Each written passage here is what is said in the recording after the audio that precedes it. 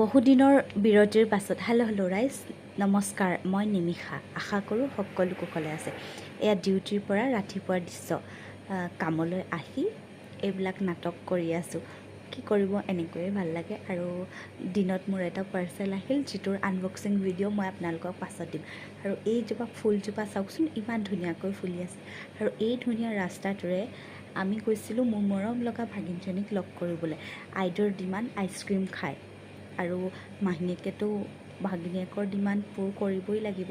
আচলতে এইবোৰ দিয়াটো ভাল নহয় বুলি গম পাওঁ, কিন্তু যেতিয়া মোকতো লৈ আহিবা বুলি কয়, নিনিয়াকৈও থাকিব নোৱাৰোঁ নে কি কয়, উপায় নাই আৰু, নহয়নে? আৰু গৈ পাই আমি দেখিছোঁ যে বাইদেউ গা ধুই আছে বাল্টিত সোমাই। কি কৰিব, সৰুকালৰ এইবোৰেই মজা, নহয়নে?